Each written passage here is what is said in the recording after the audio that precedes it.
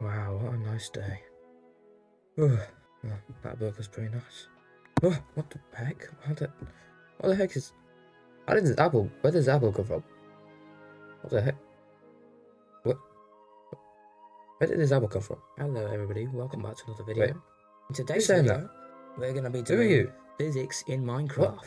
Who are you? What? Who is saying this? No, it doesn't matter. What you? No, just keep No, doing you're it. not. No, just follow the script. Okay, just eat the apple. It's fine. Just eat the apple. Okay.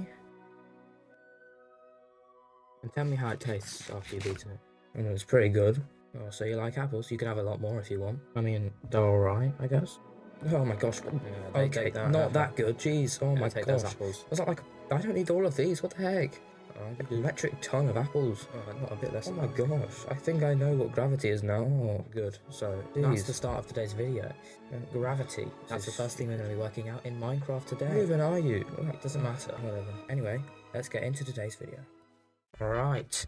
Hello everybody. So, today I am going to be calculating, the physics of a Minecraft world. So, to do that, first of all I need to calculate gravity. That's throwing blocks on the ground like that. And I could calculate it just by throwing a block on the ground and working out acceleration, all that stuff. But no, that's too difficult. I mean, that's too easy. So I'm going to do it the harder way. Why? I have no idea. And I have no idea how to actually do it. But you know who does? The people on Google. So I promptly went over to Google and searched up what I needed to. An article that was written on this. Basically, you need the mass and radius of the planet, the Minecraft planet. And it gives you the gravity, all these sort of equations. There was a universal gravitational constant, or whatever the heck that is, I don't even know. What I do know is that I had to work out the mass of the Minecraft world, so I began by looking at the mass of dirt, which is 1.7 tons, that's a lot. And then I found bedrock supplies, which is 1.5 tons, and then grass was only 30 kilograms. And then I got all three weight measurements, so the grass being 30 kilograms, the dirt being 1.7 tons, and the bedrock being 1.5 tons. Adding them all together gives us 3.23 metric tons. But wait, we still have to times the dirt amount by 2 because there is 2 dirts in a normal super flat world. So that actually gives us 4.93 metric tons, also known as 4,930 kilograms. I don't know what that is in pounds. Why don't you go work it out yourself? Anyway, I don't know if you've seen, but my super flat world looks a bit bigger than just 4 blocks.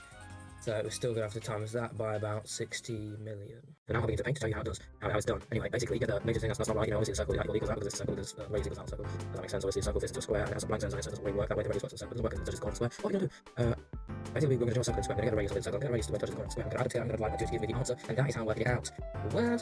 Right, so I know my maths might be but trust me, I have worked it out. Right, I've already explained this before, but I'm going to explain it again. Who's going to stop me? Obviously not you. So, as you can see here, we've got 4 blocks, which equal to like 4,930 kilograms or something like that. But that's only 4 blocks, which is only 4 cubic meters. But we still have 60 million other cubic meters left. We need to times that by 60 million. So, if you don't know, the size of a Minecraft world is 60 million blocks wide and 6 million blocks long. So to get the entire area of a Minecraft block world, it would be 60 million times 60 million, which is 3.6 e plus 15, whatever that means, but I can shorten it down for you. It's actually 3 quadrillion 600 billion. Multiplying that by 4,930 gives us this massive number. And now we've got the mass, it's time to work out the diagonal radius. So I worked out the diagonal of it by putting in 60 million as a length, which gave me 8.49 times 10 to the power 7. Then I divided this by 2 to give me the radius of the diagonal, adding it to 30 million, which is the radius of the thing, and then dividing that by 2 to give me an average.